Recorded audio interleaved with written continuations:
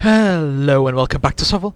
We're continuing on with this challenge level 6 campaign, playing as the Orc Chief. As you can see, some things have changed since the last episode on this because we had a bit of an accident. So yeah, instead of showing that, I'm just going to show a bit of a clip. Okay, so we got quite a few hounds that I really want to see where they go. My lord is on a wyvern and he has quite a few skills to his advantage that can hopefully let him kind of beat up, I guess, 10 horsemen, 20 wounds, 20 attacks. I guess I can charge these guys in the side. We'll have to make do with what we have, and then let's hope that this guy, he just dies immediately. Okay, we got rid of a few of these wolves. It's very nice, but they, oh no, they didn't fully rout, did they? Attack us from multiple sides, I guess. So yeah, we hope that we don't rout here.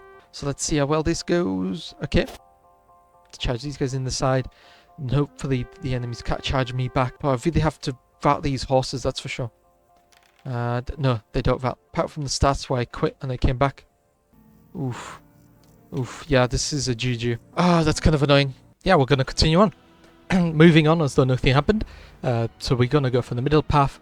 And we're going to go from top down. I feel like that's a really good option. So yeah, I feel like I will do that. Okay, so it would appear that the enemies have one flamer. And two of these Vatkin Skulkers. They got some Vatkin long rifles and Vatkin Alphas, but everything else is kind of weak, I guess, and something that we can deal with relatively easily. Let's hope that our lord... Okay, so the guy just rolls a 1, casually. Okay. Saving on a 2+, but you roll a 1. Yeah, apart from a few bad rolls, I mean, shouldn't be too difficult to deal with this army. Maybe I'll move this guy up and then we can get a side charging on the Vatkin Alphas with one of the chariots, maybe. We'll have to see if that can happen or not. If we can arrange that, I guess. So I'm going to move these guys up so that they get shot up instead of the trolls. So hopefully they're long rifles. Aim for these guys. And yes, okay. And that's wonderful. So as you can see, this is my lord. He's on a wyvern.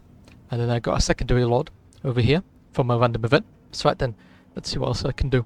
I can probably try to get this guy to charge in on the side of these Vatkin conscripts. Charge side there. Maybe get another side charge from somewhere else. To war cries, which is really powerful, +1 power. Usually I use it on the lord that's in the most precarious situation, because it makes my life a lot easier to just use it on a lord that's about to die, and then maybe I can later on use the second ability on a lord that's slightly more in a more healthy situation, if you get what I mean, not immediately under threat of being completely annihilated. So yeah, do something like this. So it appears that the Vatkin Alphas are going around the long way.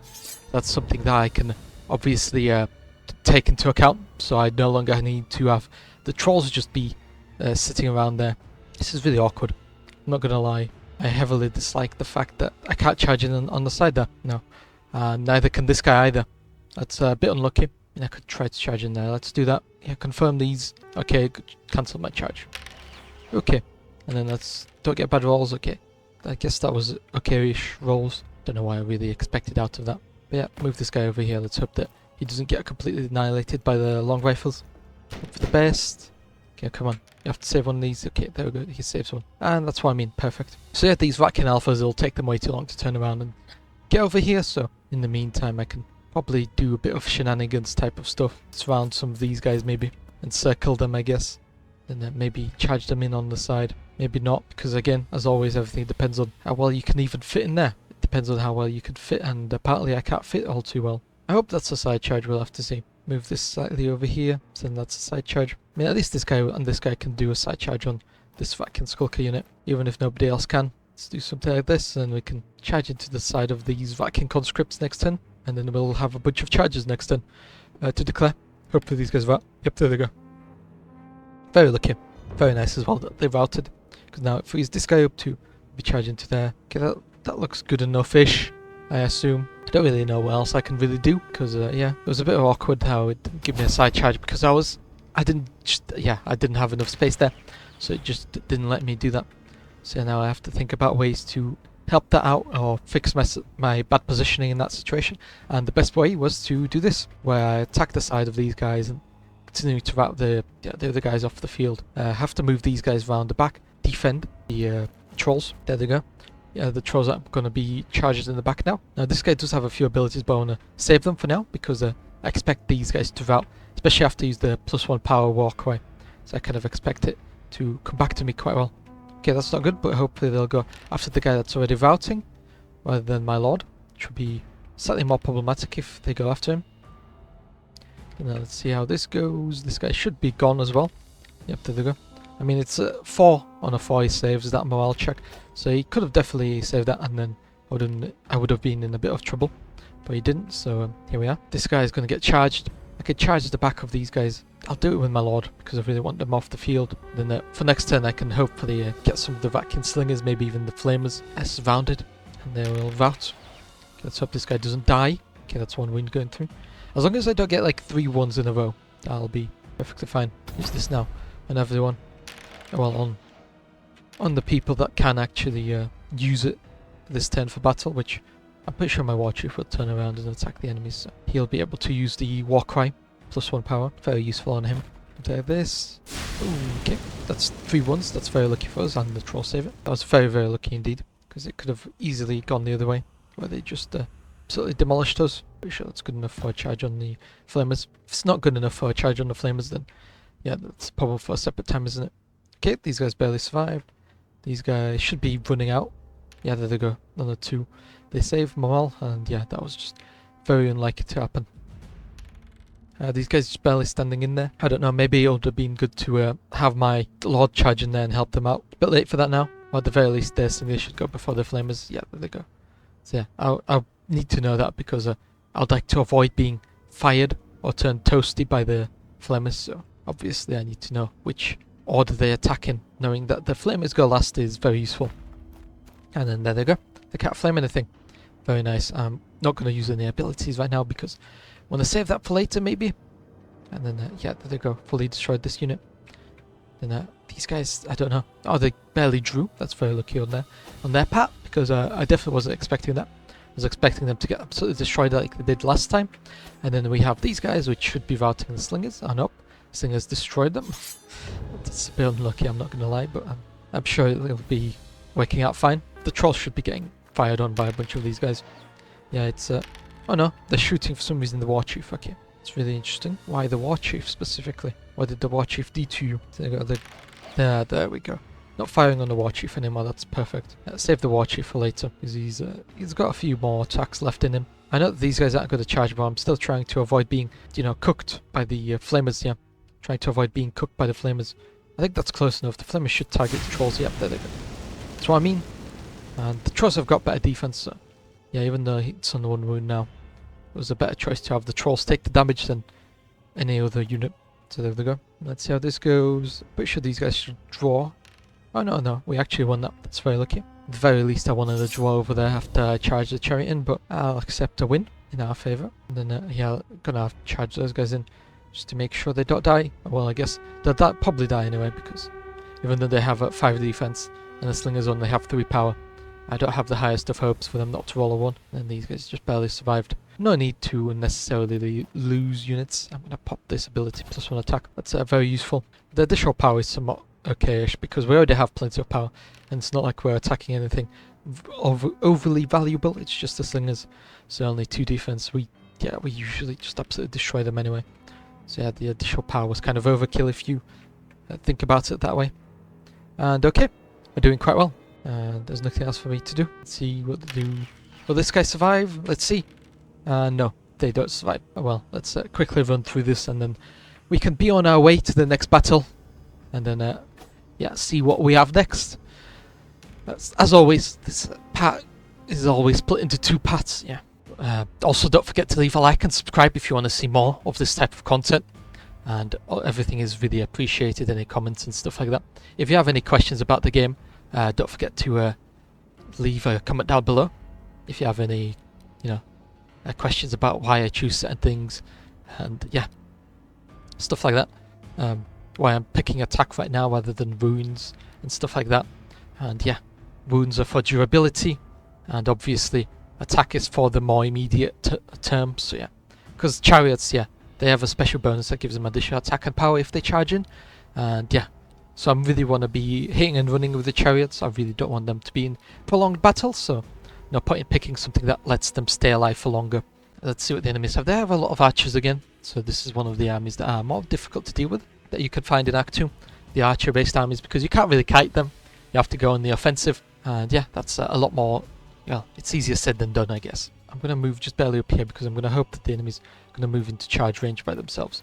I'm going to have to move these guys up, aren't I? Yeah. It's a bit awkward, but that's how you just do these things. Ooh, okay, right, let's go to no, we just barely saved it all. Wow, that was very lucky indeed. But yeah, chariots aren't the best in prolonged fights. Yeah, it's just better. Oh, okay, that guy failed a lot of the saves. Didn't go well for us. Overly ranged. They're really difficult to deal with. And then let's see. Stay there. Stay there. Oh, yes, nice. He stayed there. Then we're going to get a full frontal charge. Because sometimes the enemies do like to move their units. Yeah, flying units can move over units, but you can't move over a flying unit. Okay. I talked about Space Marine 2 in the previous episode. I think that I noticed that's really niche is the fact that after you attack somebody, the elites, after you attack the elites in Space Marine 2, it pushes back all the grunts in the nearby area. And that's quite big because usually in games like Doom and even Vermintide 2, the biggest problem is the fact that after you kill an elite, you just get swarmed. Although it more or less comes down to games with glory kills. Stuff like Vermintide, you kind of have to pick your paces. In Vermintide, you kind of have to pick the fights that you take, but in games like Doom and a few others, you don't get a choice. So you kind of are in fact stuck with, okay, that's a bit awkward. Am I going to get charged in the side? I probably will. Okay, that's fine. I'll deal with that later. But yeah, in games like Doom and a few others, you get glory kills, and yeah, where you like execute an enemy or executions, I guess. And stuff like that is really annoying when you come out of it and then you get attacked by enemies. So really nice how Space Marine 2 basically gave like you a pushback whenever you execute those. So any mobs in the area don't immediately jump on you as soon as you finish the battle. Well, the animation for the execution. That's very nice. And I really like that little addition. It's not something that, you'd necessarily look out for, but it's definitely something that has a big difference on the game. Let's see. We should win against the Eagle eventually because we are a chariot, but yeah, as you can see, it's better to charge chariots in, so getting additional wounds wouldn't really help there. It'll prolong the battle, don't get me wrong, but prolonging the battle on a chariot is kind of wasting its potential. As always, you want to be quickly in there, destroying the enemy unit, and then you want to quickly get out. They're going to try to attack by War Chief fully. We'll have to see. Well, lucky me, they're attacking these Orc Warriors. And they save quite well as well, because it's a 3+ save, and they saved more than half of those. So that's definitely very lucky on my part, that the fact that they saved so many of those. So yeah, that's very, very lucky indeed. And let's see, these guys should be taking a lot more damage because I got additional... Okay, maybe not. But yeah, I took additional power with the potions. The fact that we didn't get anything there is kind of upsetting. Activate the power a bit to hopefully help out in these prolonged battles. But really, it's just taking forever. And let's hope we save most of these. Oh, okay, that's very painful. Very painful indeed. Hopefully, yeah, we don't have to take too many of those battles. But yeah, try to avoid those. And we'll see if these guys are actually going to range with us. Hopefully they aren't. And yeah, the eagle runs away. That's perfectly fine. And we should beat the horse in the long term. Yep, there we go. Very nice. I just wasn't sure in the short term if we were going to beat it or not. Charge here. No, these guys don't charge into us. Okay, that's perfectly fine. Because that means that I can do something like this. And charge them in the side, maybe. We'll have to see. Or they can turn around. That's still perfectly fine by me. Yeah, when they do that, I'm obviously avoiding an attack from the ranged. Because they instead spent all the movement on turning around rather than attacking me. So that's very nice for me. And these guys, that's probably not good. The fact that they're, turned around fully. Could have probably moved these guys in there, couldn't I? So the eagle came back as well. Should I move these guys up there? I guess I can try. Maybe I can get a recharge on the Deepwood Dancers and get them to rout off. We'll have to see. But yeah, these guys just barely hanging in there. So unfortunately, that didn't work out. These guys routing. That's very lucky for us. That means we can charge in on the eagle. Which is another really lucky thing. Yeah, we can ping pong, as I like to call it. Moving from one routing enemy unit onto another, although in this case, the eagle isn't necessarily routing, but no, it's the same principle, really. And yeah, oh, that's a lot of attacks coming in. Save some of those, nice. So yeah, these Orc Brutes are doing quite well. I should have really started moving this guy up a lot earlier. It's a bit of my fault that I'm moving him up so late. Let's see, got rid of that guy. That's very nice. And then let's see what our Lord does. He should do quite well. I really hope he does anyway, because that's going to be really painful if Deepwood Dancers actually are able to turn around and kind of attacking back. He's really not meant for taking that sort of amounts of damage. The Wyvern is good, but it's no dragon, so because it's not a dragon, it doesn't have 7 wounds. So it's really not as durable. Neither does it have flame breath. So if you're on like 1 wound, you can't exactly force the enemies to kind of kite almost with the dragon, because you can move around behind them, flame them, and then you can continue doing that over and over again. So yeah, you can't do that with a Wyvern because it's not a dragon, doesn't have flame breath, so it's a bit more complicated trying to kite with this type of unit. And yeah, having no range capabilities whatsoever is really impactful, I'm not gonna lie, because with a dragon you think, oh, what does that D3 roll really do, or D6 roll? I think it's a D6. What does that D6 roll really do for you? But it's actually quite a lot.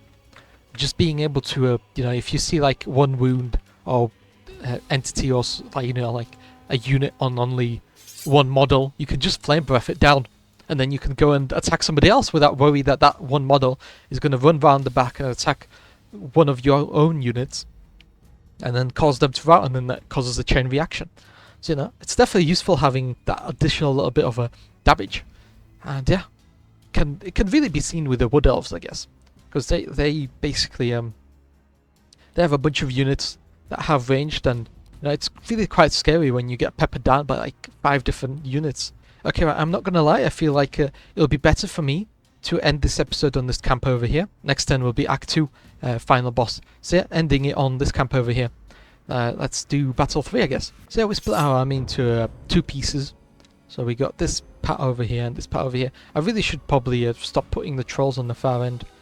They're not really the strongest when it comes to, what do you call it? They're not the strongest when it comes to movement, neither are they the strongest when it comes to charge range. So it's really not doing me any good if I constantly have to rearrange the trolls and stuff like that, because they're just too far away. It takes them too long to get into the action. But to be fair, the trolls this time around, they're not really as strong as the previous times. Definitely a debate on what you want to do. And the enemies are moving up their pieces. I mean, I don't really have all that much that I want to do over here, because it's just not good for me.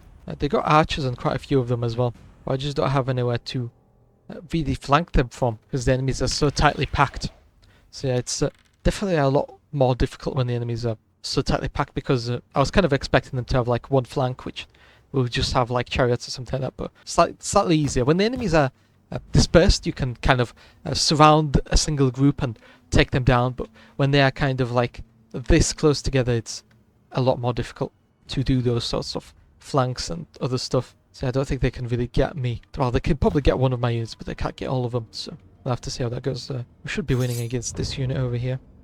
We got more skill and we got more skill, more wounds, so we got less discipline, but I don't really care about that. And then we also got more defense, so I really don't see how we lose that, but you never know. Don't get too arrogant, I guess, or complacent, because that's when you get the worst rolls, and that's when you get, for some reason, the best enemy movement. They always do what you don't want them to do, exactly when you're in a bad position, or when you're, I guess, bragging a bit about how good of a position you are in. Don't brag. AI seems to hear you, almost, and then when it hears you, it decides to throw a curveball into your side. Whether that be you have a full charge-based army or a full rout-based army, and you basically get placed against a bunch of undead, which are immune to fear, and then you basically get bogged down. Or whether that's in a full melee army and you get placed against a full ranged army and they slowly pick you apart. So yeah, definitely does depend on the AI, but the AI seems to always act the smartest when you don't want it to. Let's see how we do here. It's a draw. I'll appreciate that. I would have definitely liked a few better rolls. And then these guys, they barely survived. That's kind of whatever. At least they didn't completely take down my lord there. Yeah, if they completely took down my lord there, it would have been rather awkward. Do all of this and then we'll see what we have. I'll pop the ability on this guy because everyone's in melee. And yeah, this is where the Warcry really comes into its own, because it's so powerful when you're activating it on so many different units. And yeah, just kind of really scares the enemies slightly. And yeah, it's very powerful. Yeah, which is why I like it a lot, because you really want to be powerful on Act 2. And if you're doing like Act 3, you want to be powerful. So yeah, the rerolls on the Goblin Shaman are obviously nice. Just having the ability to you know, get +1 power and rerolls on a single unit is nice, but it's not as nice as just giving like 6 units +1 power. You know, imagine just giving 6 power to a single unit. That's where the money's at, because that's a lot of power that you're just giving out at that point. I'm going to charge in my Lord because it's better to do with my Lord. I really don't want to charge into the ranged over there. Let's save these. There we go. Don't want to do that. Probably want to go around and then charge these guys in the back. There we go. That's a rear charge over there. This is also going to be a rear charge. Just in case our own guys rout, but also just in case they don't rout, we can actually get rid of the enemies. Let's activate this. So then we, guarantee the rout on these Gutman warriors. Really want to lower the numbers, I guess. That's a bit unlucky on our own rolls. I wanted slightly better rolls. Let's see how we do over here, and it's a draw. That's perfect. I like draws. Draws are better than losses. And then this should be a win in our direction by quite a bit. Apparently not. Apparently not. I was expecting for a complete sweep over there, but we didn't get a complete sweep, so a bit unlucky with the rolls, not gonna lie. And via charges over here. Hopefully we can get these guys to rout, and then we can completely delete the entire unit, which is the whole point of getting chariots. I was quite lucky to get 2 chariots in this, on the first roll of the unit at the start of the campaign, so that was very nice. As well as the trolls, that was also very nice.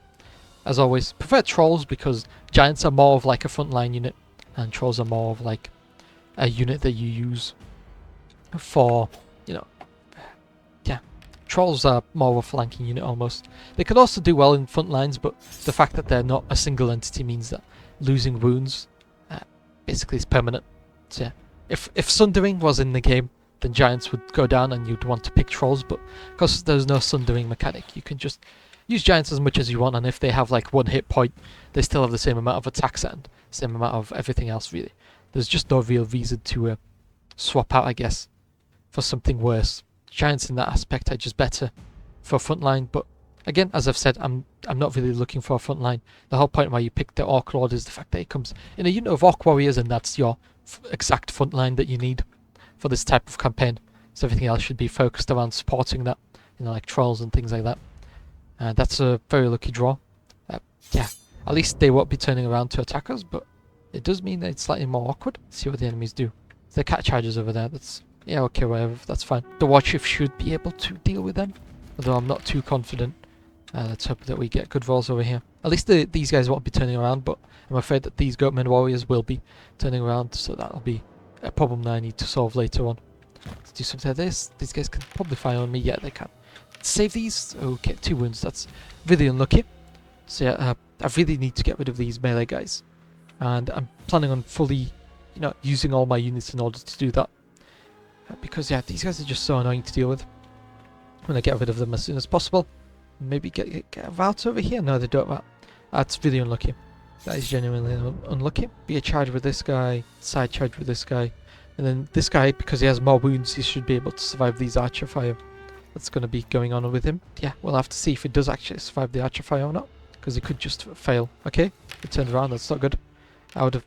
Yeah, I guess I don't know what I was expecting. I should have turned around and went for these ones because they finished their movement, but it's a bit late for that now. So I'm pretty sure they should be routing after we destroy this unit. Yep, there they go.